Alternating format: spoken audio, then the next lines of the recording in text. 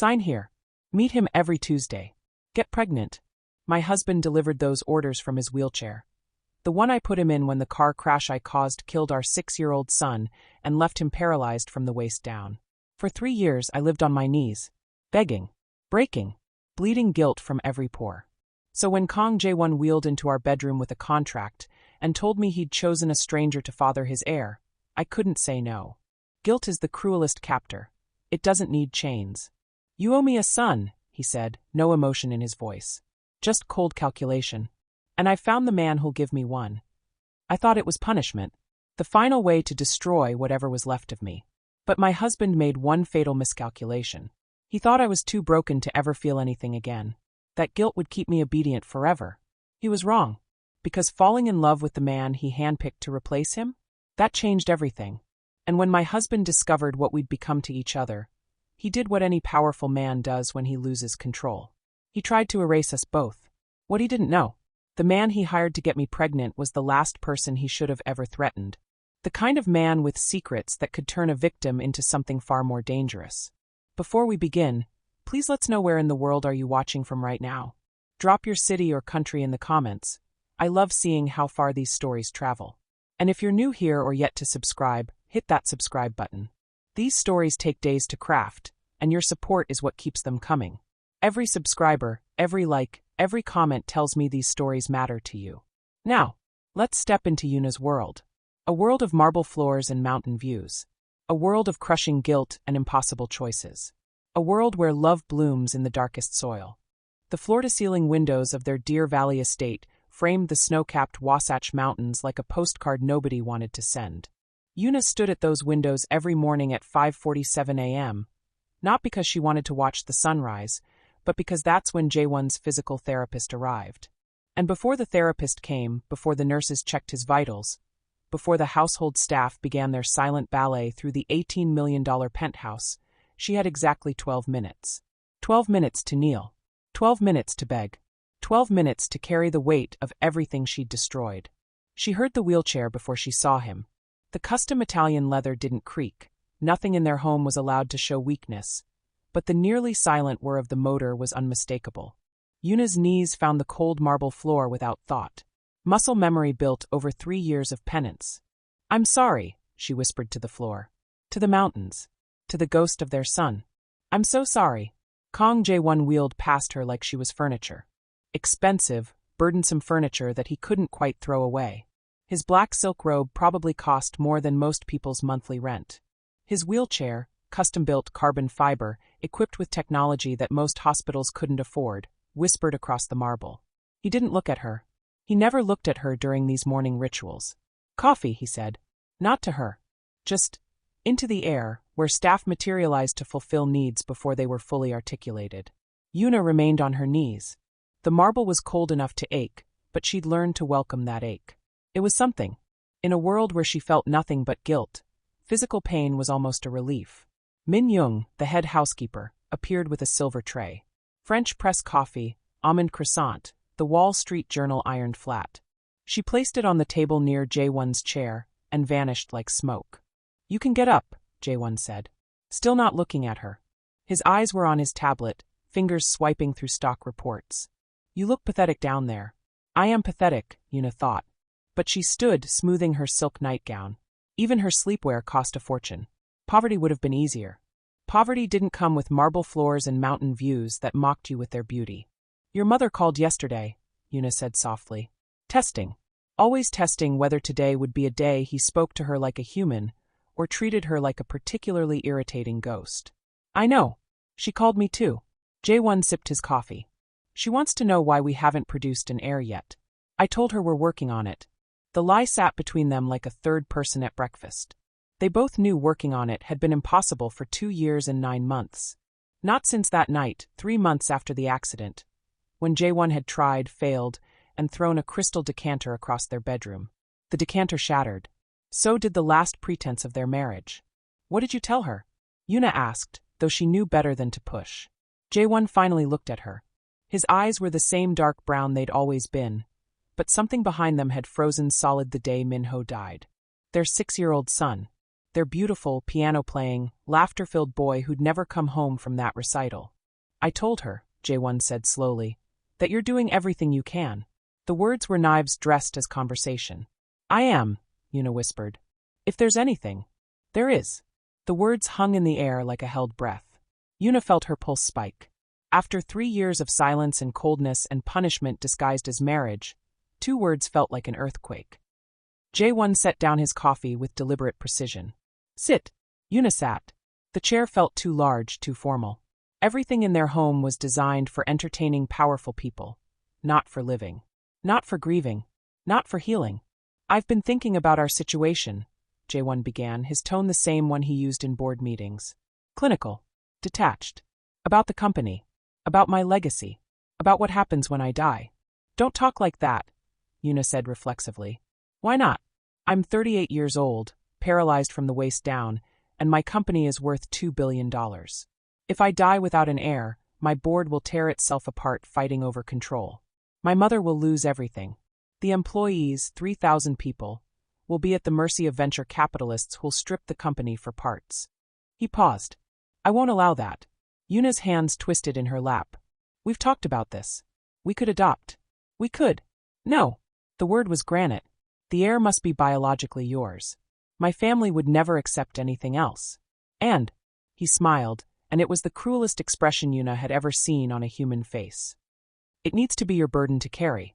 After what you took from me, that's only fair. Her throat closed. What are you saying? Jae-won wheeled closer. Close enough that she could smell his cologne, something woody and expensive that used to make her feel safe. Now it just smelled like a museum. A mausoleum. I'm saying I found a solution, he said. One that gives me an heir. One that keeps you exactly where you belong. One that ensures you never forget what you owe me. Yoona's heart was pounding so hard she could hear it in her ears. I don't understand. You will. Jae-won picked up a folder from the side table. Leather-bound, embossed with his company logo. Tomorrow at 2 p.m., a man will arrive at my Salt Lake City office. His name is Darius Kim. You'll meet him. And if everything goes according to plan. He slid the folder across to her. Yoona's hands shook as she opened it. Inside was a photograph. A man, maybe early 30s, strong jawline, dark eyes that held something sad and distant. Mixed race, Korean and black, she guessed. Handsome in a way that made her chest hurt, because she'd stopped noticing handsome men years ago. Below the photo, medical records, genetic testing, psychological evaluation, financial history. Who is he? Yoona breathed. Your assignment, Jae-won said simply. Darius Kim, 32 years old. Half Korean, half Black American. Genetic testing shows 70% Korean DNA expression, which means any child will likely present as predominantly Korean. IQ of 136. Clean medical history. No criminal record beyond a wrongful conviction he's recently been exonerated for. Yoona felt something cold crawl up her spine. Why do you have all of this? Because I'm thorough. Jae-won's smile widened. And because he's going to give us what I can't. The world tilted. No, Yoona said. No, no, no. Yes. Jae-won's voice cut through her rising panic like a blade through silk. You will meet him. You will sign a contract. And you will sleep with him once a week every week until you're pregnant. Then you'll carry that child to term. You'll give birth to my heir. And we will raise that child as a Kong. Yoona couldn't breathe. The mountains outside the window blurred. You can't be serious. I'm completely serious. This is insane. This is, Jae-won, please, there has to be another way. There isn't. He said it like he was discussing a business merger. I've explored every option. Surrogacy laws in Utah are complicated and would raise questions. Adoption would never satisfy my mother. IVF with donor sperm would still require me to. He gestured vaguely at his lower body. And we both know that's not possible. This is the cleanest solution. Solution? Yoona's voice broke. You're asking me to have an affair? To sleep with a stranger? I'm not asking. Jae-won's eyes went flat. Dead. I'm telling you what you're going to do. What you owe me. I don't owe you this. The sound of his hand slamming the armrest echoed through the penthouse like a gunshot. You owe me everything. His voice, usually so controlled, exploded out of him like a dam breaking. You were driving. You were distracted. You killed our son. You put me in this chair. You destroyed my body, my future, my life. And you have the audacity to tell me you don't owe me this. Yoona flinched back, tears streaming down her face. Jae-won's chest heaved. For a moment, just one brief, horrible moment, she saw the man she'd married. The man who'd laughed at her terrible jokes. The man who'd cried when Minho was born. The man who'd promised to love her forever. Then that man disappeared behind the ice again. "You will do this," Jae-won said quietly. "Or you can leave. Walk out that door with nothing. No money. No home. No support. And live with the knowledge that you failed me one final time." Yuna sobbed. Full body, soul-shaking sobs. She thought of Minho's laugh. The way he'd grab her hand when they crossed streets. The way he'd said "mommy" like it was the most magical word in any language. She thought of that night, rain-slicked roads, her hand reaching for the phone, the horrible crunch of metal and glass, the silence that followed. She thought of the way Jae-won had looked at her in the hospital. Not with anger. With emptiness. Like she'd scooped out everything inside him and left only a shell. She thought of 3 years of begging for forgiveness that never came. And she realized she would do anything, anything to make it right. "Okay," she whispered. "What was that?" "Okay." Louder this time. Broken but louder. "I'll do it." Jae-won nodded, satisfied. He closed the folder. "Good. Tomorrow at 2 p.m. Don't be late." He wheeled toward his home office without another word. Yuna sat alone at the breakfast table, the morning light streaming through floor-to-ceiling windows, illuminating a life so beautiful and so completely destroyed that she couldn't tell the difference between the two anymore. Her phone buzzed. A calendar reminder. Minho's birthday 3 weeks. He would have been 9 years old. Yuna put her head in her hands and wept until the housekeeper gently touched her shoulder and whispered that her car was ready. She had a meeting tomorrow. With a stranger. A stranger who would give her husband what she'd taken away. A stranger who would become her burden, her penance, her punishment. She just didn't know yet that he would also become her salvation. The folder sat on the table, photograph facing up. Darius Kim stared at nothing, unaware that his entire life was about to change. Unaware that a woman he'd never met was crying over his picture. Unaware that in 24 hours, he'd be asked to do something that would destroy them both. Or save them. That part was still to be decided. The same morning that Yuna learned her marriage had one final humiliation in store, Darius Kim was learning that dignity was a luxury people like him couldn't afford. The construction site smelled like sweat, concrete dust, and desperation. Darius Kim wiped his forehead with the back of his glove, leaving a streak of grime across dark skin. February in Utah wasn't supposed to be this warm, but climate change didn't care about worker comfort. Neither did the foreman screaming into his phone 20 feet away. "I don't care what the inspector said. We're 3 days behind schedule, and the owners are breathing down my neck." The foreman, a red-faced man named Rick who'd made exactly 2 racist jokes in the 3 months Darius had worked here, slammed his hard hat against a steel beam.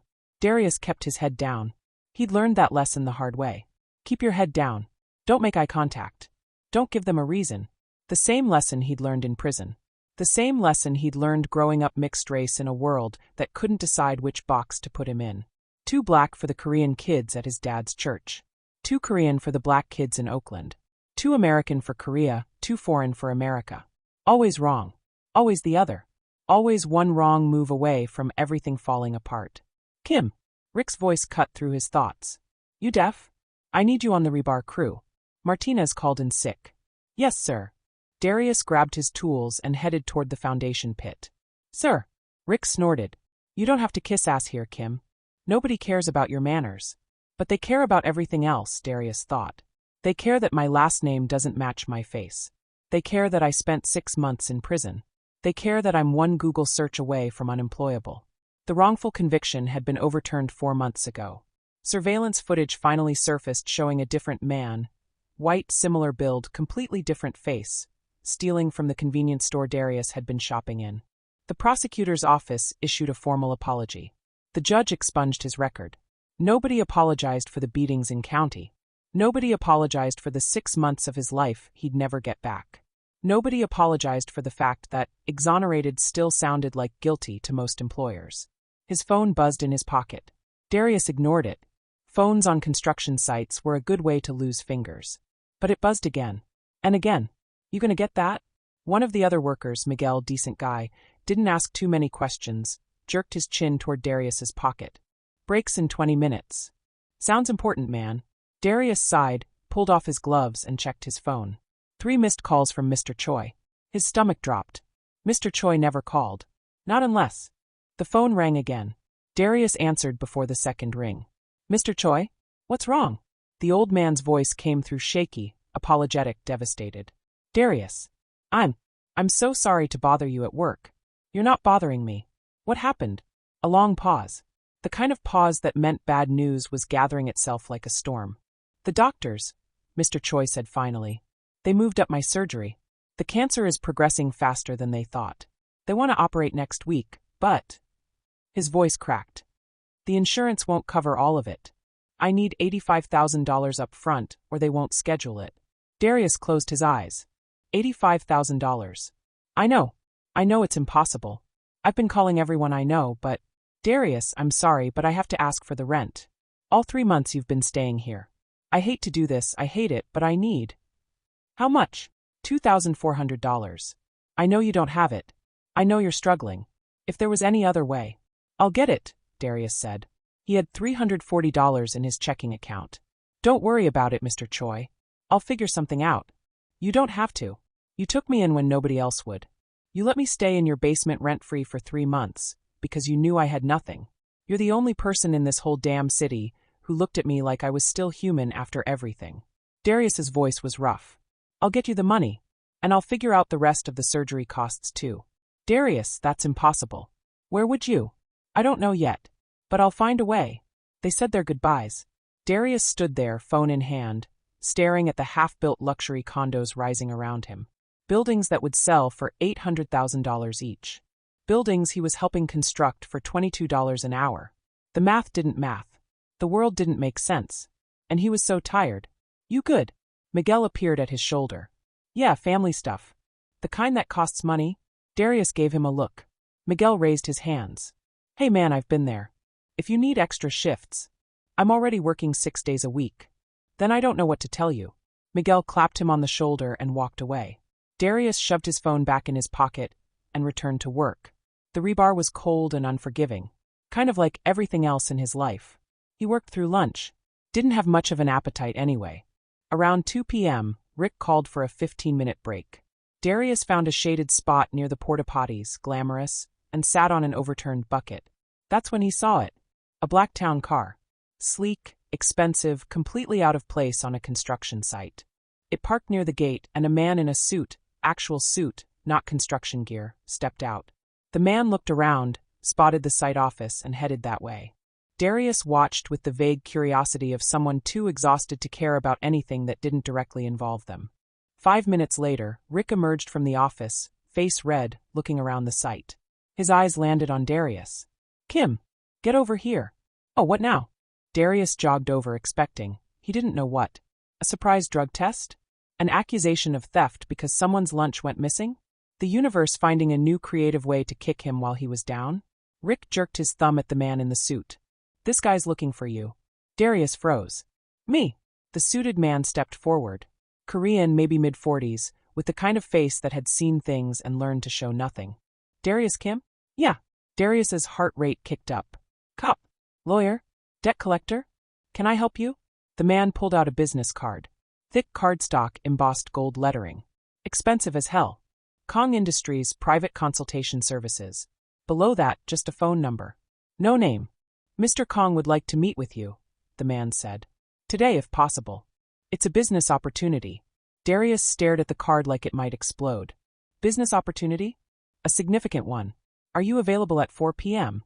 I'm working until. I'll make it worth your while. The man pulled out an envelope. Handed it to Darius. Inside, 5 $100 bills. Darius looked up, stunned. What? For your time. Consider it a consulting fee. If you're interested in discussing a more substantial arrangement, meet Mr. Kong at this address at 4 p.m. The man handed him a second card. Address in Salt Lake City. Downtown. High-rise district. Then he walked away. Just like that. Got in his town car and drove off. Rick was staring. What the hell was that? I have no idea, Darius said honestly. You in some kind of trouble? When am I not? No. I don't know what that was. Rick grunted.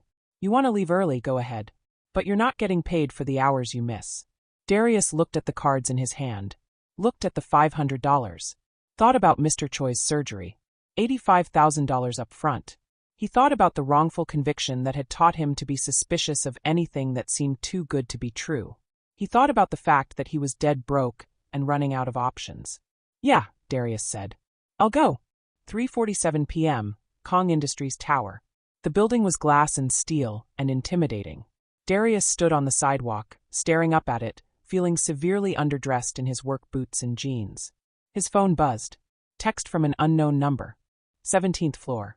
Suite 1701. Ask for Ms. Park. How did they have his number? Don't think about it. Just get through the meeting. Say no if it's sketchy. Walk away. The lobby was all marble and minimalist art. The security guard looked at him like he was lost. "I have a meeting," Darius said. 17th floor. Name? Darius Kim. The guard checked his computer, eyebrows rising slightly. "Go ahead. Elevators to your left." The elevator was the kind that played soft jazz and smelled like expensive cologne. Darius caught his reflection in the mirrored walls. Dust on his shoulders. Grease on his hands. He looked like exactly what he was, working class and out of his depth. The doors opened on the 17th floor. If the lobby was intimidating, this was terrifying. Everything was white. White walls, white furniture, white orchids in white vases. The receptionist, a young woman with perfect hair and a smile that never reached her eyes, looked up. "Mr. Kim? That's me. This way, please." She led him down a hallway lined with modern art that probably cost more than his life. They stopped at a conference room. "Please have a seat. Someone will be with you shortly." Then she left. Darius sat in a chair that was somehow uncomfortable despite looking like it cost $3,000. The table was glass. The windows overlooked the entire Salt Lake Valley. He waited. 5 minutes. 10. This is how they establish power, Darius thought. Make you wait. Make you feel small. At minute 12, the door opened. A woman walked in. Korean, maybe late 20s, in a charcoal suit that screamed lawyer. She carried a leather folder. "Mr. Kim. Thank you for coming." She didn't offer her hand. "I'm Ms. Park. I work for Mr. Kong. What's this about?" She sat across from him. "Before we discuss that, I need you to sign this." She slid a document across the table. Darius picked it up. His hands left faint smudges on the white paper. Non-disclosure agreement. He scanned the first page. Dense legal language. Basically said, "If you talk about anything discussed in this room, we'll sue you into oblivion." "I'm not signing anything until I know what this is about," Darius said. Ms. Park's expression didn't change. "That's the point of a non-disclosure agreement, Mr. Kim. We need your assurance of confidentiality before we can discuss the opportunity." "What kind of opportunity requires this level of secrecy?" "The kind that pays well." Darius set the document down. "I appreciate the $500, but I'm not signing a blank check.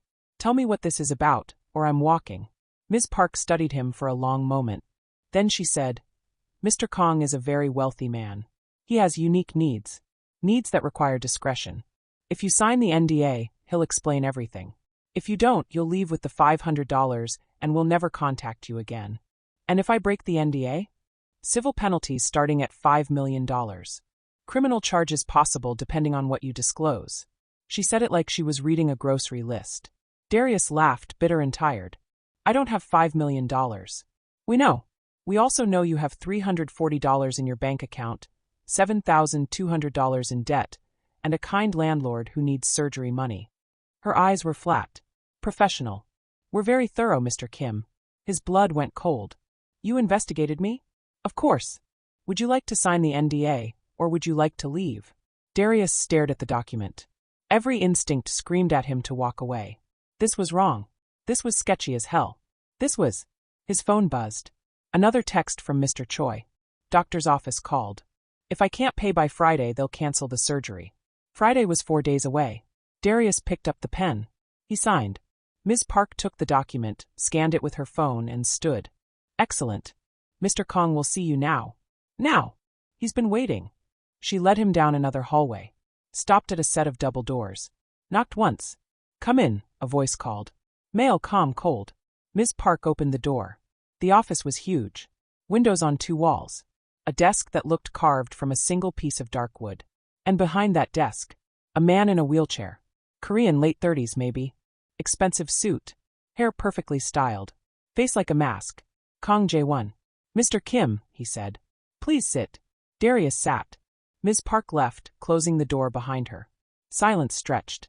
J1 studied him with the kind of intensity that made Darius want to squirm. But he'd been stared at before. By cops. By judges. By inmates who wanted to see if he'd flinch. He didn't flinch. "Do you know why you're here?" J1 asked finally.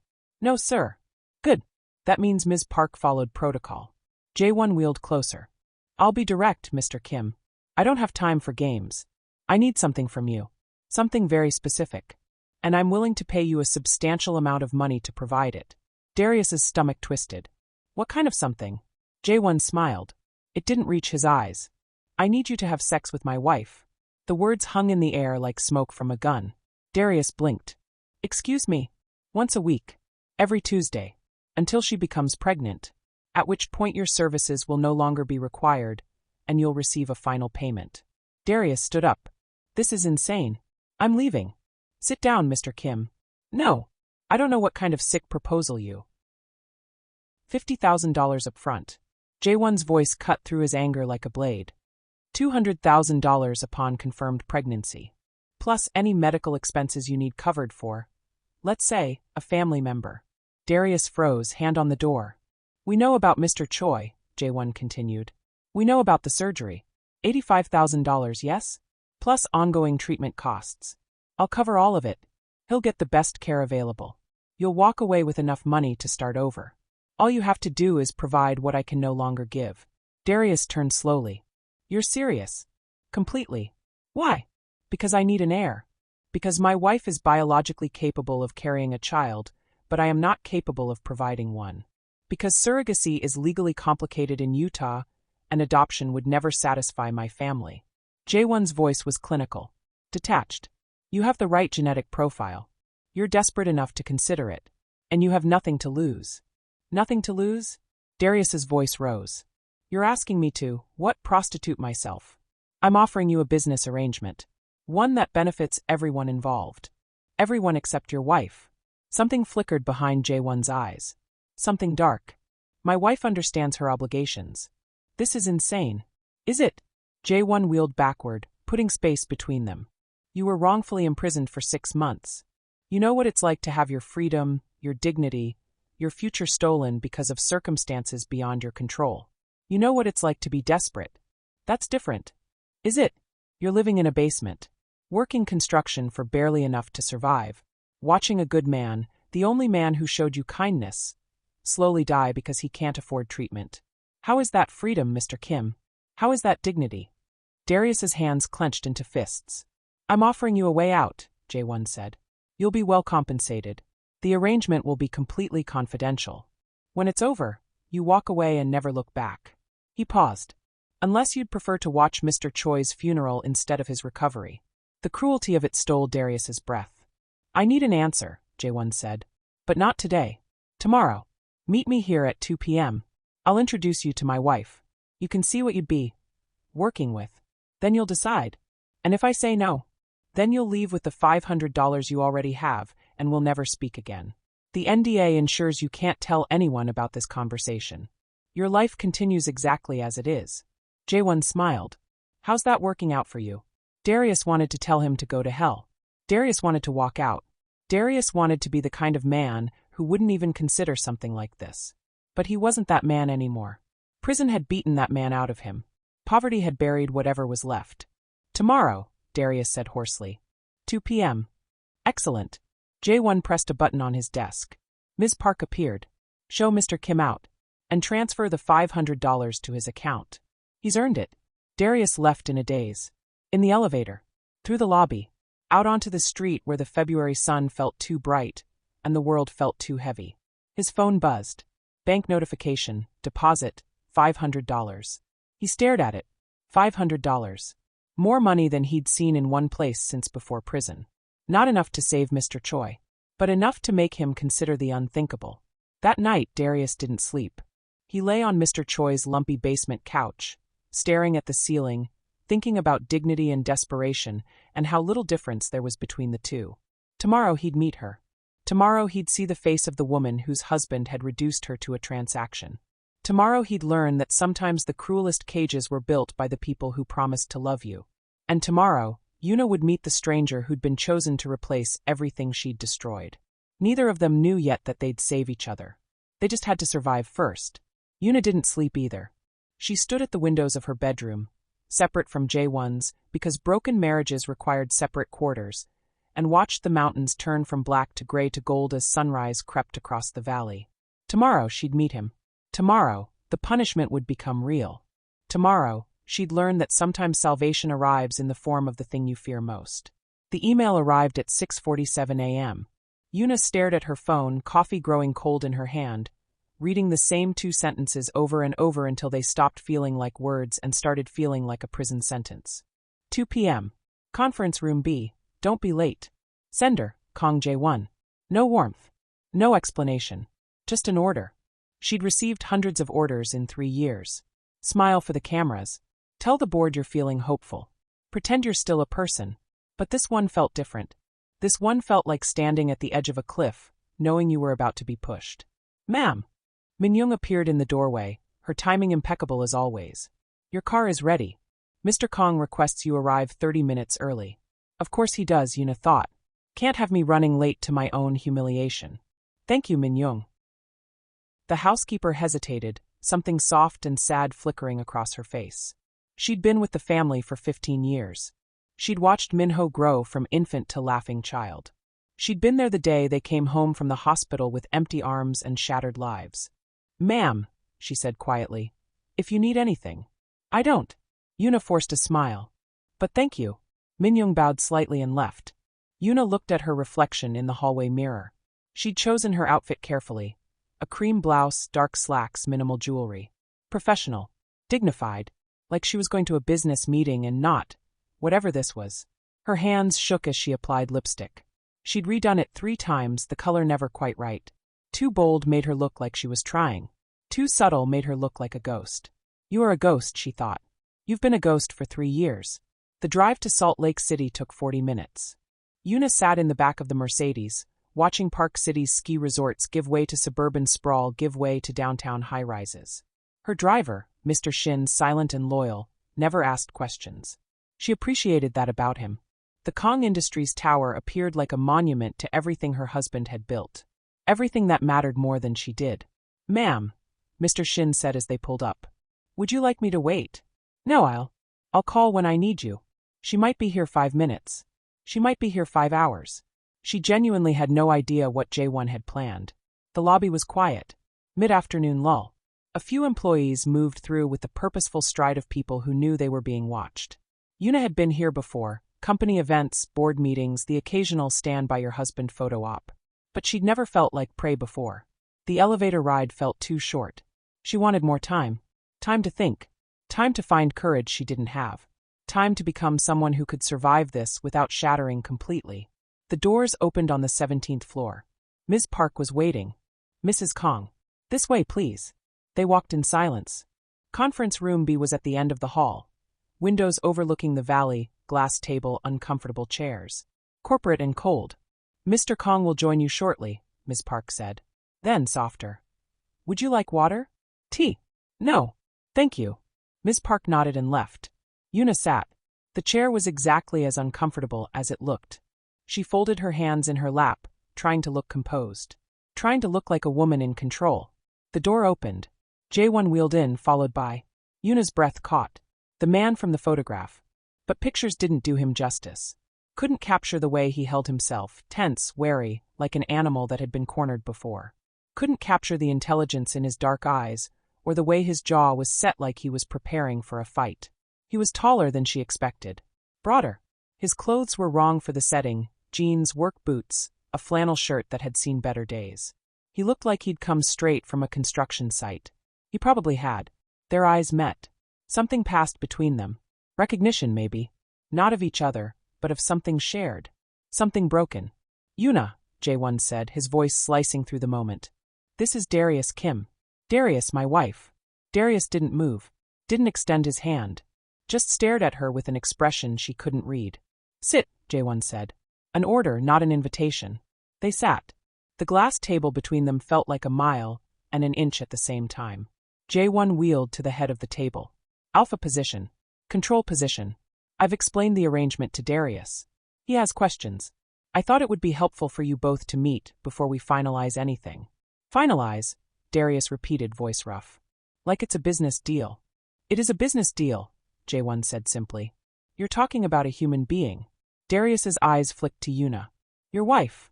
My wife understands the situation. Does she? Darius leaned forward. Mrs. Kong, do you want this? The question landed like a bomb. Yuna opened her mouth. Closed it. What could she say? No, I don't want this. No, this is a nightmare. No, I'm terrified and humiliated, and so broken I don't even know who I am anymore. But those words wouldn't come. Her voice cracked. She tried again. I understand the necessity. That's not what I asked. Jae-won's voice went sharp. Mr. Kim, you're here as a potential contractor, not a therapist. My wife's feelings are not your concern. They should be someone's concern, Darius shot back. Yuna felt something crack inside her chest. When was the last time anyone had asked what she wanted? When was the last time her feelings mattered to anyone? Minho. Minho asked. Minho cared. And Minho was gone because of her. It doesn't matter what I want, she said quietly. Both men looked at her. It matters what I owe. Darius stared at her for a long moment. Then he turned to Jae-won. What happened? Why are you? He gestured at the wheelchair. Why is this even necessary? Jae-won's expression went glacial. A car accident. 3 years ago. My wife was driving. Yuna flinched like she'd been slapped.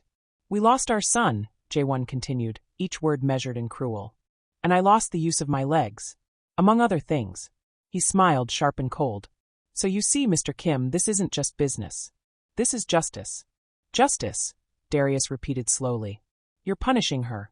I'm giving her a chance to make things right. Darius stood up. This is fucked up. I'm sorry about your son, I'm sorry about what happened to you, but this, he looked at Yuna. This isn't right. $250,000, Jae-won said. Plus all medical expenses for Mr. Choi. Plus a written recommendation for any job you want. Plus a clean background check. I have connections that can make your wrongful conviction disappear entirely from even the deepest searches. Darius froze, hand on the door handle.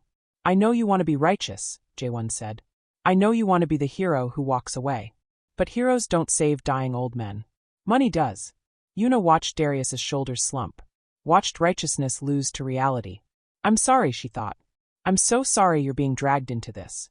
I'm sorry you're desperate enough to consider it. I'm sorry. I need to think about it, Darius said. You have until Monday, Jae-won replied. 9 a.m. If I don't hear from you by then, the offer expires. Darius looked at Yuna one more time. She saw pity in his eyes. She hated it. Pity meant she was something to be sorry for. Pity meant she'd fallen so far that strangers could see the wreckage. He left without another word. The door closed. Silence filled the conference room like water filling a sinking ship. You didn't have to tell him, Yuna whispered. About the accident. About Minho. He deserved to know what kind of woman he'd be dealing with. What kind of woman am I, Jae-won? Her voice was rising, something desperate and angry finally clawing its way to the surface. Tell me, what kind of woman am I? The kind who kills children and cripples husbands. He said it so calmly, so matter-of-factly. The kind who owes a debt she can never repay. The kind who will do exactly as she's told because she has no other choice. Yuna stood, hands shaking. I hate you. Good. Jae-won wheeled toward the door. Hate is better than nothing. At least it means you're still alive. He left her there, alone in a conference room overlooking a city that had never felt more foreign. Alone with the weight of 3 years of guilt and a future that promised only more. Alone with the memory of Darius Kim's eyes and the pity she couldn't escape. She sat back down. And for the first time in months, she let herself feel angry instead of guilty. It didn't last long. But for those few minutes, it felt like oxygen. Mr. Choi's basement smelled like old books and kimchi. Darius had grown to love that smell. It meant safety. It meant someone cared enough to offer shelter when the world had turned its back. Now it smelled like a countdown. The doctor called again, Mr. Choi said from the top of the stairs. They need an answer by tomorrow morning. Darius closed his eyes. I'm working on it. Darius. The old man's voice was gentle. Too gentle. You've done enough. There are other options. There aren't. We both know there aren't. Silence. Then, whatever you're thinking of doing, please don't do something that will hurt you. Too late, Darius thought. I'm already hurting. His phone buzzed. Text from an unknown number. Have you decided? JK. J1. Of course. Couldn't even give him the weekend without pressure. Darius typed and deleted 3 different responses before finally settling on, I need more time. The response came immediately. Time is what Mr. Choi doesn't have. Monday, 9 a.m. Final offer. Darius threw his phone across the room. It hit the wall but didn't break. Even his anger was ineffective. He thought about Yuna. The way she'd sat in that conference room like a prisoner in an expensive suit. The way her voice had cracked when she said, I understand the necessity. The way she'd looked at him, not with hope, not with desire, but with resignation. Like she was already dead and just hadn't been buried yet. She doesn't want this, he thought. He's forcing her. And I'd be helping him. But the other part of his brain, the part that had learned to survive, the part that had eaten prison food and taken beatings from guards and watched the world prove over and over that morality was a luxury. That part whispered, Mr. Choi is dying. You can't save everyone. Sometimes you have to choose. He picked up his phone, stared at J1's message. His finger hovered over the keyboard. The nightmares were getting worse. Yuna woke up gasping, Minho's name on her lips. In the dream, he'd been in the back seat of the car, asking why mommy wasn't stopping. Why the truck was getting closer. Why everything was going dark. She tried to answer. Tried to explain. But her voice didn't work and the car didn't stop. Ma'am. Minyoung knocked softly. Are you all right? I heard you cry out. I'm fine. Yuna's voice was hoarse. Just a bad dream. The housekeeper entered anyway, carrying a tray. Tea. Toast. Fruit she wouldn't eat. You should try to eat something. I'm not hungry. You haven't eaten in 2 days. I said I'm not hungry. Minyoung set the tray down anyway. Then did something she'd never done before. She sat on the edge of the bed. I've known you for 15 years, she said quietly. I watched you become a mother. I watched you lose your son. I watched you lose yourself. She paused. Whatever Mr. Kong is making you do, you don't have to do it. Yuna's laugh was bitter. Yes, I do. No. You could leave. You could. And go where? Do what? I have no money of my own. No family. No skills besides being a trophy wife. Yuna's voice broke. And I deserve this. I deserve every horrible thing that happens to me. You deserve to heal. I deserve to pay. Minyoung stood, her face sad. They're not the same thing, ma'am. She left. Yuna stared at the tea growing cold on the tray. At the fruit she wouldn't eat. At the life she couldn't escape. Her phone buzzed. Email from J1. Darius has agreed. Contract signing is Monday at 9 a.m. First appointment is Tuesday. I've had the guest suite prepared. Don't embarrass me. The words swam in front of her eyes. He'd agreed. The stranger had agreed. This was really happening. Yuna ran to the bathroom and threw up nothing because there was nothing in her stomach to expel. Just bile and terror and the ghost of who she used to be. When she was done, she washed her face. Looked at herself in the mirror. Saw a stranger staring back. I'm sorry, she whispered to that stranger. To Minho. To the woman she used to be. I'm so sorry. The stranger in the mirror didn't answer. Monday, 8:47 a.m. Darius arrived early. He stood outside the Kong Industries tower, watching people stream in for their normal jobs. Their normal lives. Nobody looked at him. Why would they? He was nobody. Just another body taking up space in a world that had too many bodies and not enough space. Mr. Choi's surgery was scheduled for Wednesday. The payment had to clear by Tuesday morning. The math was simple. The choice was impossible. But he'd made it anyway. I'm sorry, he thought to some version of himself that still believed in things like dignity and honor. I'm sorry, but I can't let him die. He walked inside. Yuna was already there when Darius arrived.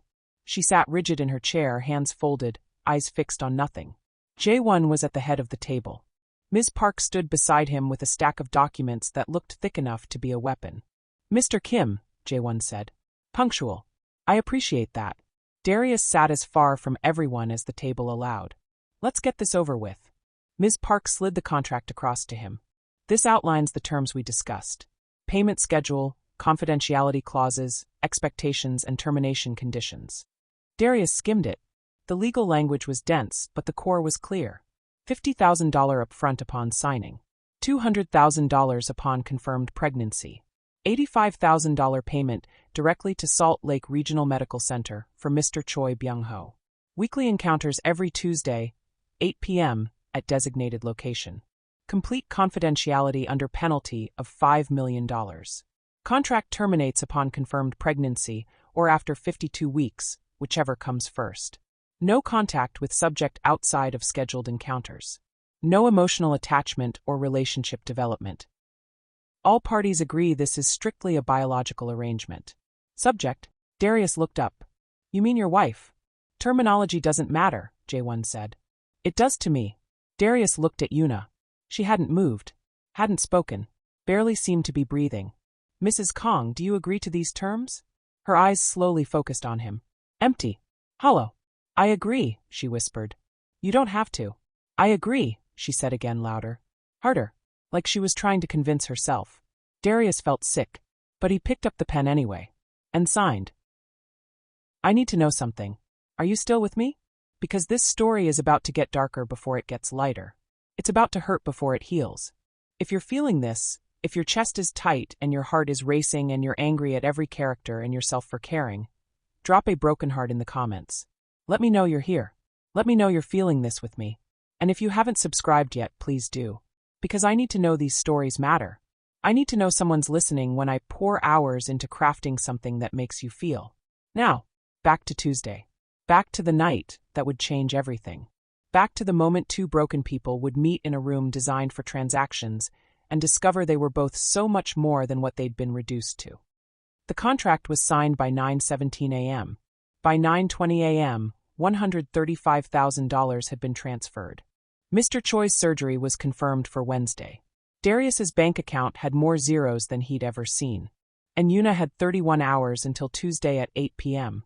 31 hours until she had to become someone she didn't recognize. 31 hours until Darius would have to look at a woman who'd done nothing to deserve this and participate in her humiliation. 31 hours until everything changed. The countdown had begun. Tuesday, 6:43 p.m. Yuna had changed her outfit 7 times. The silk robe too suggestive. The nightgown too intimate. Jeans and a t-shirt too casual. Nothing felt right because nothing was right. There was no appropriate outfit for what she was about to do. She'd finally settled on simple black leggings and an oversized sweater. Layers, armor, something between her skin and the world. The guest suite was in the east wing of their Deer Valley estate, as far from J1's office as the floor plan allowed. It had been redecorated, all the warmth stripped out. White sheets, white walls, white curtains, clinical, sterile. A room designed for a transaction. Minyoung had prepared it according to J1's specifications. When Yuna had seen it that morning, she'd nearly broken down. It looked like a hospital room, like a place where bodies were examined and treated and processed. Not a place where human beings connected. But that was the point, wasn't it? Now, standing in her own bedroom, staring at her reflection, Yuna felt the panic rising like water in her lungs. I can't do this. I have to do this. I can't. Her phone buzzed. Text from J1. 7:55 p.m. Don't be late. 5 minutes to get there. 5 minutes to walk down the hallway to her own humiliation. Yuna's hands shook as she left her room. The hallway felt longer than it had ever felt. Each step echoed. The house was too quiet. J1 had sent the staff home early. Privacy, he'd said. Like this was a private matter. Like anyone in their household didn't know exactly what was happening. She reached the guest suite at 7:58 p.m. The door was already unlocked. She stepped inside. And stopped. Darius was there. Standing by the window, hands in his pockets, shoulders tense. He was wearing jeans and a plain black t-shirt. His hair was damp like he'd showered recently. He looked as terrified as she felt. Their eyes met. Hi, he said quietly. Hi. Her voice came out smaller than she intended. Silence stretched between them. Awkward, heavy. Neither knowing what to say because what do you say in a situation like this? Nice weather we're having? How about those jazz? Ready to participate in my humiliation? We should begin, Yuna said finally. She needed to get this over with. Needed to stop thinking. Stop feeling. Just complete the task. She turned her back to him. Removed her leggings mechanically. Then her underwear. The sweater stayed on. She couldn't bring herself to be completely naked. Not yet. Maybe never. She lay down on the bed. Stared at the ceiling. White ceiling. White walls. White everything. Like a blank slate. Like nothing had happened here. Like nothing was happening now. Please proceed, she said to the ceiling. Behind her, she heard Darius make a sound. Disbelief, maybe. Horror. Wait, what? His voice cracked slightly. We can't just. I don't want to talk, Yuna interrupted. Just do what you were paid to do. More silence. Then footsteps. He was moving closer. But he didn't touch her. Mrs. Kong. Don't call me that. Just don't. Okay. He took a breath. Look, I know we're both in an impossible situation. But we can't just. I can't just. Yuna kept staring at the ceiling. Kept her voice flat. What's the problem? The problem? His voice rose slightly frustrated. Angry. You're lying there like you're waiting for surgery. I'm not. You're not what? I'm not a fucking robot. The words exploded out of him. You want me to you're fully dressed. You won't even look at me. How do you expect me to get it up if you don't even touch me? The crudeness of it shocked her into turning her head. Looking at him. He looked as miserable as she felt. Touch yourself and get it up, she said coldly. Someone else's voice. Someone who could be cruel to protect herself. Darius made a sound between a laugh and a sob. Geez. He ran his hand over his face. Paced to the window. Paced back. Do you at least have, he stopped, clearly uncomfortable. Lubricant? Something to make this easier for you? No. Then I need to. Stop talking and do your job, Yuna snapped. The anger felt good. Better than the fear. Better than the shame. I don't want to hurt you, Darius said quietly. And there it was. The thing she couldn't handle. Kindness. Concern. Care. That's not your business, she said, voice breaking on the last word. The words hung in the air like a slap. Darius stared at her. Really looked at her. Past the expensive house and the designer sweater and the walls she'd built. Saw something underneath. Recognition. He'd been here before. Maybe not this exact situation, but this feeling. Being treated like a thing. Being reduced to a function. Being stripped of humanity while people pretended it was business. Prison did that to you. Poverty did that to you. This was doing it to both of them. Okay, he said finally. Defeated. Quiet. Okay. He moved closer. Yuna closed her eyes. Don't think. Don't feel. Just get through it. She felt his weight on the bed. Felt him settle beside her. Heard his breathing, unsteady, nervous. I'm sorry, he whispered. So quiet she almost didn't hear it. Then he touched her. And she flinched. Not from pain. From surprise that his hand was warm. Human. Gentle despite everything. Don't be gentle, she thought desperately. Don't make this human. Please don't make this human.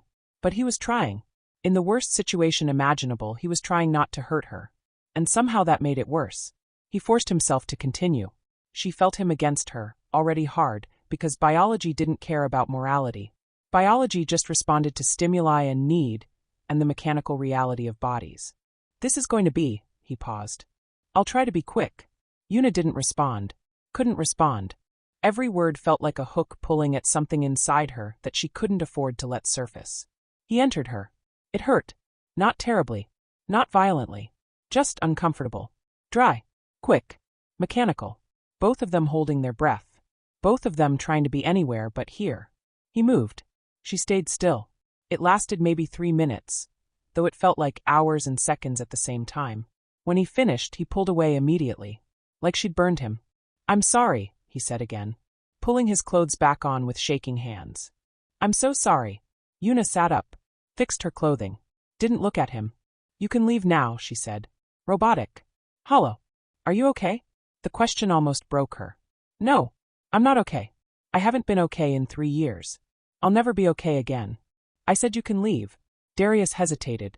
She could feel him wanting to say something. Do something. Fix something. But nothing could be fixed. So he left. The door clicked shut. Yuna sat on the white sheets in the white room and felt something inside her crack so completely that she wondered if she'd ever be whole again. Darius sat in his truck in the driveway of the Kong estate, hands gripping the steering wheel, breathing hard. What the fuck did I just do? What the fuck did I just do? The money was in his account. Mr. Choi's surgery was confirmed. The contract was fulfilled, at least for week 1. But he felt like he'd just participated in something unforgivable. She'd lain there like a corpse. She'd barely breathed. She'd treated it like a medical procedure. And he slammed his fist against the dashboard. The pain felt good. Felt deserved. His phone buzzed. Text from an unknown number. Week 1 complete. See you next Tuesday. JK. J1. Of course. Checking in. Making sure his investment was proceeding as planned. Darius wanted to text back. Wanted to tell him exactly what he thought of this arrangement. Wanted to. But $5 million in penalties stopped him. And Mr. Choi's surgery happening tomorrow morning stopped him. And the way Yuna had looked, so broken, so resigned, stopped him. Because walking away now wouldn't save her. It would just mean she'd have to do this with someone else. Someone who might not care if they hurt her. Darius started the engine and drove away from the mansion. Away from the mountains. Away from the woman he'd just participated in humiliating. But he couldn't drive away from the memory of her voice saying, "That's not your business," when he'd said he didn't want to hurt her. Like pain was so inevitable she'd stopped trying to avoid it. Like caring was something she couldn't afford anymore. Yuna stood in the shower until the water ran cold. Scrubbed her skin until it was red. Tried to wash away the feeling of hands that had tried to be gentle. Tried to wash away the sound of someone apologizing for something they'd both been forced into. Tried to wash away 3 years of guilt and 1 night of horror, and the knowledge that she had to do this again. And again. And again. Until her body did what it was supposed to do, and gave Jaewon his heir. When she finally got out, her skin was pruned and raw. She pulled on an old t-shirt, Minho's, from when he was learning to tie-dye at summer camp. She'd kept it. Kept all his clothes. Couldn't bring herself to donate them. She climbed into bed. Stared at the ceiling. And for the first time since the arrangement began, let herself feel something other than numbness. Rage. Not at Darius. He was as trapped as she was. But at Jaewon. At this life. At the accident that had started everything. At herself for being so weak that she couldn't even say no. At God, or the universe, or whatever force had decided her punishment should be so thorough. She fell asleep with tears on her face, and Minho's shirt pressed against her cheek. And dreamed of a car that wouldn't stop. A truck that wouldn't move. And a little voice asking why Mommy wasn't listening. The first week was the hardest. The second week was worse. By the third week they'd both learned how to dissociate, to be present in body but absent in every way that mattered. But the fourth week something shifted. Not much. Just a small crack in the wall Yuna had built. Just one moment where Darius saw her not as an assignment, but as a person. Just one instant where she looked at him and realized he was suffering too. And in that moment, something dangerous began. Something neither of them could afford. Something that would either save them or destroy whatever fragments of themselves they had left. Hope. Week 9, Tuesday, 7:43 p.m. Yuna had learned to time everything perfectly. Arrive at 7:58 p.m. Position herself on the bed by 8 p.m. Stare at the ceiling. Complete the transaction. Leave by 8:20 p.m. Shower for 45 minutes. Take a sleeping pill. Wake up the next morning and pretend it hadn't happened. Routine. Mechanical. Survivable. But today was different. Today was Minho's birthday. He would have been 9 years old. She'd woken up at 5 a.m. from a dream where he was blowing out candles, asking for one more wish, one more hug, one more story before bed. She'd reached for him, and he'd dissolved like smoke. The rest of the day had been impossible. Jaewon had said nothing about the date. He never did. Minho's name was forbidden in their house.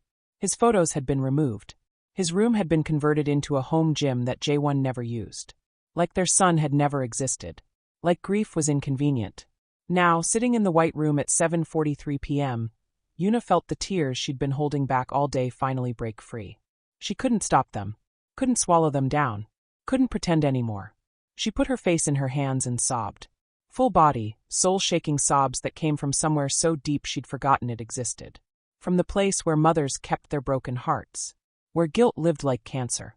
Where the memory of a 6-year-old boy's laugh echoed forever. She didn't hear the door open. Didn't hear footsteps stop abruptly. Didn't realize she wasn't alone until a quiet voice said, "Are you okay?" Yuna's head shot up. Darius stood in the doorway frozen. He'd arrived early, 7:45 p.m. instead of 8 o'clock. In his Han. Complete Chapter 5, and check the word count was a small paper bag. They stared at each other. This was the longest they'd ever looked at each other.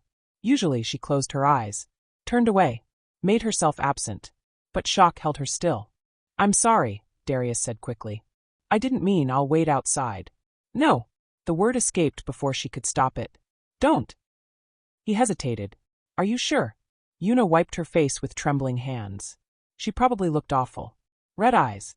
Blotchy skin. Snot and tears and grief on full display. She didn't care anymore. "What's in the bag?" she asked. Desperate to talk about anything other than why she was crying. Darius looked down like he'd forgotten he was holding it. "Oh, I brought tea. I know that's weird. I just thought," he stopped. Sorry. That was stupid. I shouldn't assume. What kind? What? What kind of tea? He blinked. Chamomile. And honey cookies. I thought maybe. He trailed off. I'm sorry. This was a bad idea. No one's brought me tea in 3 years, Una said softly. The words hung between them. Darius stepped further into the room. Set the bag on the side table. I'll just leave it here. You don't have to. Why did you bring it? He looked uncomfortable. Shifted his weight. Because you always look like you're barely holding it together when I leave. And I thought. I don't know. I thought maybe if we talked first. If we, he stopped. Ran a hand through his hair. I'm not explaining this well. You thought if we were human to each other first, it would be less awful, Una said. His eyes met hers. Yeah. Something in her chest cracked open wider. Today is my son's birthday, she whispered. He would have been 9. Darius went still. I'm sorry. Everyone is sorry. But sorry doesn't bring him back. Her voice broke. Sorry doesn't change the fact that I killed him. You didn't. I was driving. The words exploded out of her. I was distracted. I was reaching for my phone because my mother-in-law wouldn't stop calling, and I looked away for 1 second. 1 second. And the truck. She couldn't finish. Darius sat down. Not on the bed. On the floor. Putting himself lower than her. Less threatening. What was his name? He asked quietly. The question broke her. No one asked about Min-ho. No one wanted to hear about him. Jae-won couldn't stand to hear his name. The staff had been instructed not to mention him. Even her own friends, the few who'd stuck around, tiptoed around the subject. But this stranger, this man she'd been treating like a transaction. He asked. Min-ho, she whispered. Kong Min-ho. It means bright lake. We chose it because. Fresh tears spilled over. Because he was born in summer and his eyes were so clear. So bright. Tell me about him. What? Tell me about your son. Darius's voice was gentle. What was he like? Una stared at him. At this man sitting on the floor of this horrible white room, asking her to remember the thing that hurt most. And she realized, he wasn't asking to be kind. He was asking because he couldn't keep treating her like a transaction either. He loved music, she said slowly. Piano. He was so talented. He had this way of playing where he'd close his eyes and just feel it. His teacher said he was gifted. She smiled through tears. He hated vegetables. Would hide them in his napkin when he thought I wasn't looking. And he laughed, God, he laughed at everything. Silly jokes. Cartoons. His own reflection. He sounds amazing. He was. Her voice cracked. He was perfect. And I took him away. From the world. From his father. From. Stop. Darius's voice was firm but not unkind. You made a mistake. A horrible, devastating mistake. But you didn't kill him on purpose. It doesn't matter. He's still gone. It matters. Darius leaned forward. I was in prison for 6 months for something I didn't do. And you know what the worst part was? Not the beatings. Not the isolation. It was the guilt. The feeling that maybe I'd done something wrong just by existing. That maybe I deserved it somehow. Una looked at him. Really looked. Saw scars she hadn't noticed before. Emotional ones that matched her own. Did you deserve it? She asked. No. He said it firmly. And neither do you. You don't know what I deserve. I know this isn't it. He gestured around the room. This punishment. This arrangement. You don't deserve to be treated like this. Jae-won would disagree. Fuck Jae-won. The words came out harsh. Surprising both of them. Una almost laughed. Almost. You signed a contract. I know. And I hate myself for it. Darius's jaw tightened. I hate that I'm participating in this. I hate that you're going through this. I hate that we're both so desperate that we can't walk away. Then why don't you? Because Mr. Choi, my landlord, he had his surgery. It went well. He's recovering.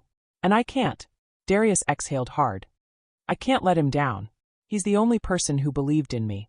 The only one who saw me as human when everyone else saw a criminal. So you're trapped too? Yeah. He smiled, bitter and sad. We're both trapped. They sat in silence. Not the uncomfortable silence of the past 8 weeks. Something different. Something that felt almost like understanding. I haven't said his name out loud in 6 months, Una said finally. Jae-won won't let me. He says it's unproductive. That I'm dwelling. That's bullshit. Maybe. But he's right that I can't change what happened. No. But you can remember who Min-ho was. You can love him even though he's gone. Darius paused. That's not dwelling. That's being a mother. The tears came again. But this time they felt different. Less like drowning. More like release. Thank you, she whispered. For what? For asking about him. For listening. She wiped her eyes. For bringing tea. Darius smiled. A real smile. Small but genuine. You're welcome. He stood, picked up the paper bag and handed it to her. Take your time. I'm not in a hurry. Yuna took the bag. Inside, chamomile tea in a thermos. Honey cookies wrapped in a napkin. Simple. Kind. Human. I don't understand you, she said. What do you mean? You're being paid to. She couldn't finish the sentence. But you're acting like you care. Darius was quiet for a moment. Then, maybe I do. You shouldn't. It'll only make this harder. I know. He sat back down. On the floor again. But I can't help it. You're not what I expected. What did you expect? I don't know. Someone cold. Someone who'd. I don't know. He shook his head. Not this. Not you. Yuna looked at him. At his face that held kindness she didn't deserve. At his eyes that saw her when everyone else looked through her. We should start, she said. The words came out wrong. Uncertain. We don't have to. Not today. The contract says once a week. Doesn't say it has to be exactly 8 p.m. Darius gestured to the thermos. Drink your tea. Tell me more about Minho. We can figure out the rest later. Yuna's hands shook as she opened the thermos. The smell of chamomile filled the room. Sweet, warm, real. She took a sip. It was perfect. And for the first time in 9 weeks, they sat together like human beings. Not like a transaction. Not like an arrangement. Like two broken people trying to survive in a world that had forgotten they were worthy of gentleness. They talked for an hour. About Minho. About prison. About guilt and grief, and the weight of other people's expectations. And when they finally did what they'd come there to do, it was different. Not good. It couldn't be good under these circumstances. But gentler. Slower. He asked if she was okay. She looked at him instead of the ceiling. They were still trapped. But the cage felt slightly less suffocating. Week 10, Tuesday. Darius brought tea again. This time, green tea with jasmine. They talked for 90 minutes. Week 11, Tuesday. Yuna smiled at something he said. It was small. Brief. But real. Darius noticed. His whole face lit up. Week 12, Tuesday, 7:52 p.m. Darius arrived with tea again. This time, a delicate oolong with hints of peach. But tonight, his hands trembled as he set the thermos down. Tonight felt different. Heavier. Like something was shifting beneath the surface of their carefully maintained routine. They'd been talking for weeks now. 90 minutes before. 45 minutes before. Sometimes 2 hours. The physical part had become almost secondary to the conversations. To the way Yuna's laugh had slowly returned. To the way Darius had started sharing stories about his mother in Oakland, about his father's death, about the dreams he'd had before prison taught him to stop dreaming. But tonight, as Yuna poured the tea with steady hands, Darius couldn't stop staring at her. What? She asked, self-conscious. He paused, gathered courage. Can I ask you something? Yes. Can I see you? The words came out rough. Uncertain. Really, see you? Yuna's hand froze on the cup. Tea sloshed slightly. What do you mean? You keep your sweater on. Every time. You turn away when you undress. You don't let me, he stopped. I want to see you. Not for the contract. Not for the arrangement. I want to see you. Her heart hammered against her ribs. Darius, you don't have to. If you're not ready, we can. I'm scared, she whispered. He moved closer. Not touching. Just close enough that she could feel his warmth. Of what? Of being seen. Of being ugly. Of. Her voice cracked. Jaewon hasn't looked at me, really looked at me, in 3 years. What if you look and see what he sees? What if I'm just nothing? Darius knelt in front of her chair. Eye level. You're not nothing. You could never be nothing. You don't know that. Yes, I do. His voice was fierce. Certain. Every week for 12 weeks, I've watched you. The way you wrap your hands around tea like you're trying to hold on to warmth. The way your eyes close when you laugh. Actually laugh, not that polite thing you do around staff. The way you talk about Minho like he's still here, still loved, still yours. He paused. I've seen you, Yuna. More than you think. And you're the most beautiful thing I've ever witnessed. Tears spilled down her cheeks. So if you let me see you, all of you, I promise. I swear. You won't be ugly. You'll be real. And real is what I want. Yuna set down the tea with shaking hands. Stood. Her fingers found the hem of her oversized sweater. She'd worn it like armor every week. Gray cashmere. Expensive. Shapeless. Safe. She pulled it over her head. Underneath, a simple white tank top. Nothing special. Cotton. Target, not designer. She looked at Darius. He nodded. Encouraging. Patient. The tank top came off next. She stood in her black leggings and plain cotton bra. Not the lingerie J1 used to buy her. Not the silk and lace that gathered dust in her closet. Just normal. Real. She saw herself through what she imagined were his eyes. Too thin from months of barely eating.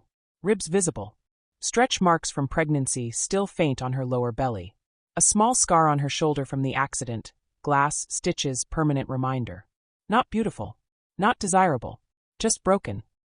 I'm not, she started. Don't. Darius's voice was thick. Don't tell me what you're not. Just please. Una reached behind her. Unhooked her bra. Let it fall. Then the leggings. Then the underwear. She stood completely naked in the white room. Exposed. Vulnerable. Shaking. Darius didn't move for a long moment. Just looked. And the way he looked. It wasn't hunger. Wasn't lust. Wasn't the clinical assessment of a man fulfilling a contract. It was wonder. You're beautiful, he whispered. Raw. Honest. Odd. I'm not. You are. He stood slowly. You're God, Una. You're stunning. Don't lie to me. Please don't lie. I'm not lying. He stepped closer. Still not touching. Can I touch you? Not for that. Just, can I touch you? She nodded, not trusting her voice. His hand came up slowly. Fingers trembling. He traced the curve of her shoulder. Down her arm. Gentle. Reverent. You're so soft, he murmured. His other hand joined. Both hands now on her waist. Not grabbing. Not claiming. Just feeling. Your skin is like, he stopped. Laughed quietly. I don't have the words. I'm not good at this. You're doing fine, Una whispered. His hands moved higher. Cupped her face. Tilted it up so she had to look at him. I see you, he said. Every scar. Every curve. Every part of you that you think is broken. And it's not ugly. It's not nothing. It's proof you survived. Proof you're still here. Still fighting. Still real. She broke. Tears came hard and fast. 3 years of not being seen. Not being touched with kindness. Not being treated like she mattered. Darius pulled her close. Wrapped his arms around her. Let her cry against his chest. I've got you, he murmured into her hair. I've got you. They stood like that for a long time. Her naked, him clothed. No transaction. No arrangement. Just two people holding each other in a room designed for lovelessness. When her tears finally slowed, Una pulled back slightly. Looked up at him. I want to see you too, she said. Darius went still. What? Your turn. Take off your shirt. Una. Please. Her hands found the hem of his t-shirt. Fair is fair. He helped her. Pulled the shirt over his head. His chest was broad. Muscled from construction work. But also scarred. She saw them now, marks she'd never noticed in the dim light of previous weeks. What are these? She traced a long scar across his ribs. Prison, guy with a shiv thought I looked at him wrong. His voice was tight. Another scar. Smaller. On his shoulder. This one. Prison guard first week. I didn't move fast enough. Her fingers found another. And another. Stories written in his skin. You've been hurt so much, she whispered. So have you. Their eyes met. I don't want to hurt you, Una said. Not tonight. Not ever. You won't. But this, what we're doing, it's going to hurt eventually. I know. His thumb traced her cheekbone. But right now, in this moment, we're not hurting. We're healing. She reached up. Kissed him. Not like before. Not like the quick, mechanical kisses that sometimes happened during their encounters. This was slow. Deep. Real. His hands tangled in her hair. Her hands explored his back, his shoulders, mapping scars and muscle and warmth. They stumbled toward the bed. But there was no urgency. No rush. Is this okay? He asked between kisses. Yes. Tell me if it's not. Tell me if you want to stop. I don't want to stop. They fell onto the bed together. Tangled. Breathing hard. Darius hovered above her. I'm going to make love to you now. Not because of the contract. Not because your husband paid me. But because I want you. Because you're incredible. Because he stopped. Because what? Because I'm falling in love with you. The words came out terrified. Broken. True. Una's breath caught. We can't. I know. This was just supposed to be. I know. If he finds out. I don't care. Darius kissed her again. Fierce. Desperate. I don't care about the contract. I don't care about the money. I care about you. She should have stopped this. Should have pushed him away. Should have remembered that love in a cage meant more pain when the bars closed tighter. But she didn't. I'm falling for you too, she whispered against his mouth. His whole body shuddered. Relief. Terror. Joy. Then let me love you, he said. Really love you. The way you deserve. Show me. He did. His hands moved over her body like she was precious. Like she was art. Every touch deliberate. Every kiss intentional. You're so beautiful here, he murmured, kissing her collarbone. And here, her breast. Gentle, worshipful. And here, her stomach, where stretch marks told the story of Minho. She gasped. No one had touched her there. Not since Minho was born. It felt like sacred ground. These are beautiful, Darius said against her skin. They're proof you created life. Proof you loved someone so much your body changed to hold them. That's not ugly. That's powerful. She was crying again. But these tears felt different. Like something locked inside her was finally opening. Darius. I know. I feel it too. His hand slid lower. Between her thighs. She was already wet. Had been since he'd looked at her like she was worthy of being seen. Tell me what you need, he said. You. Just you. He settled between her legs. And this time when he entered her it was different. Slow, so slow. Giving her body time to adjust. Time to welcome him instead of just endure him. Oh, she gasped. Oh God. Okay. Yes. Don't stop. Please don't stop. He moved. Deep, measured thrusts that felt like he was trying to reach her soul. Look at me, he said. She did. Their eyes locked. And in that moment they weren't in a white room. Weren't in an arrangement. Weren't trapped by contracts and guilt and desperate circumstances. They were just two people who'd found each other in the dark. You feel so good, Darius breathed. So perfect. So do you feel? She couldn't finish. Couldn't find words for what this felt like. Freedom. Choice. Home. His rhythm increased. Still careful. Still attentive. But with more urgency. Touch yourself, he said. I want you to feel good. I want you to. I don't know if I can. She'd never, not in 3 years. Hadn't even tried. Try, please. For me and for you too. Her hand slid between them. Found her clit. Hesitant at first. Then, oh, she gasped. Oh, that's it, Darius encouraged. Feel it. Let it happen. The pleasure built like a wave. Different from anything she'd felt before. Not just physical. Emotional. Spiritual. I think, her voice broke. I think I'm. Let go. I've got you. The orgasm hit her like lightning. Her back arched. Her body clenched around him. She cried out. Actually cried out, something between a sob and a scream. And Darius followed her over the edge. Buried his face in her neck. Groaned her name like a prayer. Yuna, my God, Yuna. They collapsed together. Breathing hard. Sweating. Shaking. For a long moment neither spoke. Then Darius rolled to his side, pulled her close. Held her like she might disappear. That was, he started. I know. I've never. Me neither. Their heartbeats slowly returning to normal. I love you, Darius said. Quiet. Terrified. Certain. Yuna turned in his arms. Looked at his face. Saw everything she felt reflected back. I love you too. The words felt like jumping off a cliff. But also like flying. They held each other in the white room as the night grew darker outside. As reality waited to crash back in. As the contract and the arrangement and J1's cold calculations loomed over them like storm clouds. But for now, just for now, they had this. This moment. Okay, stop and breathe.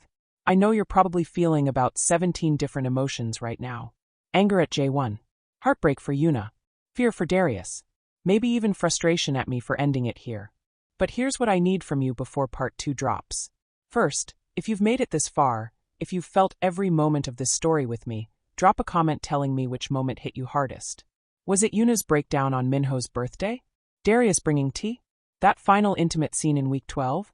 I need to know what's resonating with you. Second, if you're not subscribed yet, what are you waiting for? Part 2 is coming, and it's going to be darker, more intense, and more dangerous than anything you've seen so far. Hit that subscribe button so you don't miss it. This story took days to craft, and your subscription tells me these stories matter. Third, share this. Seriously. If this story grabbed you, it'll grab someone else. Send it to a friend who loves romance. To someone who needs to feel something today. To anyone who's ever felt trapped and needed to believe that love can bloom even in impossible places. Fourth, I want to know, What do you think happens next? No spoilers, just your gut feeling. Drop your predictions in the comments. I read every single one. And finally, where are you watching from? I love seeing how far these stories travel. Drop your city, your country, your corner of the world. Let's build this community together. Part 2 drops soon. And I promise you, it's going to take you places you don't expect. Until then, take care of yourselves. And remember, love in captivity is dangerous. But love that fights back, that's unstoppable. See you in part 2.